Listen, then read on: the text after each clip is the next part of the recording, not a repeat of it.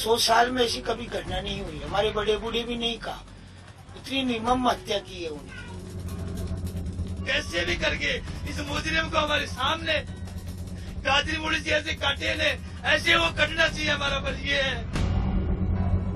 और फिर 12 बजे के आसपास ये खाना खाने गई वापस अभी 1-1:15 बजे के आसपास यहाँ आई और उसके बाद ये घटना हुई।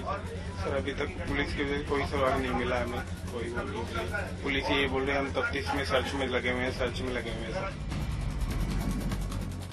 दिन दहाड़े में पांव काट के उनके जेवर चुरा लिए जाए। राजस्थान में कातिलों की अजीबोगरीब करतूत। महिला के पांव काटकर लूटे चांदी के कड़े। खेतों में लाश के पास ही पड़े मिले दोनों पांव के पंजे।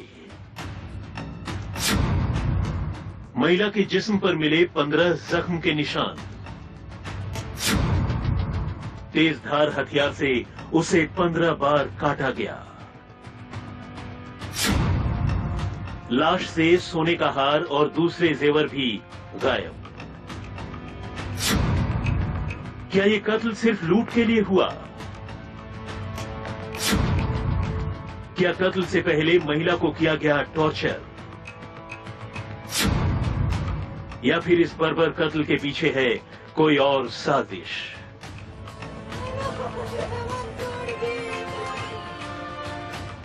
जयपुर से करीब 50 किलोमीटर दूर जमुआ रामगढ़ के गांव खतेपुरा की रहने वाली 56 साल की गीता देवी शर्मा को जैसी मौत मिली, ऐसी मौत इस इलाके के लोगों ने पहले कभी नहीं देखी थी। बल्कि सिर्फ इस इलाके ही क्यों, अगर ये कहें कि ऐसी मौत के बारे में हम में से ज्यादातर ने पहले नहीं सुना होगा तो शायद ये भी गलत नहीं होगा।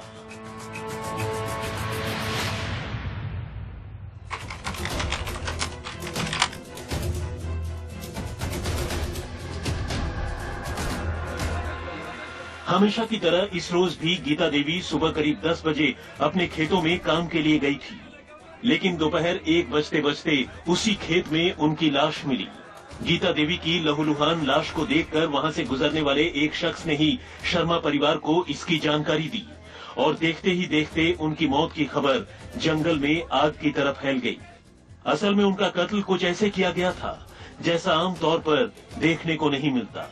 वैसे तो कातिलों ने गीता देवी की जान कुल्हाड़ी से काट कर ली थी, लेकिन सबसे अजीब और चौंकाने वाली बात ये थी कि कातिलों ने उनके पांव के दोनों पंजों को कुल्हाड़ी से काट कर अलग कर दिया था।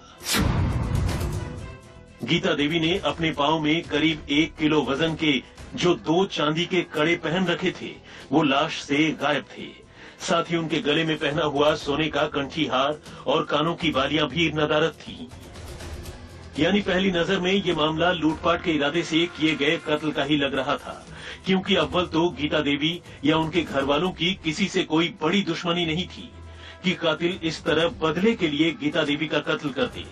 ऊपर से जिस तरह कातिलों ने उनके जिस्म से सोने चांदी के जेवर निकाले थे वो इसी बात की तरफ इशारा कर रहा था कि मामले के पीछे लूटपाट की वजह हो सकती है। लेकिन जो बात हर किसी को हैरान कर रही थी वो ये कि राजधानी से महज 50 किलोमीटर के फासले पर एक गांव के बीच दिन दहाड़े आखिर वो कैसे कातिल थे जिन्होंने सिर्फ लूटपाट के लिए न सिर्फ एक महिला का कत्ल कर दिया बल्कि उनके पांव में पहने चांदी के कड़े निकालने के लिए उनके पांव ही काट डाले। काटने को वो लुटेरे चांदी के कड़े भी काट कर निकाल सकते थे, लेकिन चांदी के कड़ों को काटने की जगह उन्होंने पांव काटने का फैसला किया और यही बात हर किसी को दहला गई। इस मामले से जुड़े कई सवाल ऐसे थे जिनका जवाब मिलना अभी बाकी था। गांव के बीच एक महिला का इतने भयानक तरीके से कत्ल किए जाने की खबर मिलने पर इलाके की पुलिस भी भारी भरकम लवाजमे के साथ मौका वारदात पर पहुंची। पुलिस ने मौके का मुआयना करने के साथ साथ मामले की छानबीन शुरू कर दी, लेकिन बाद में जब घर वालों ने लाश के अंतिम संस्कार की तैयारी शुरू की तो उसकी हालत देखकर परिवार की कुछ महिलाएं गश खाकर गिर पड़ी।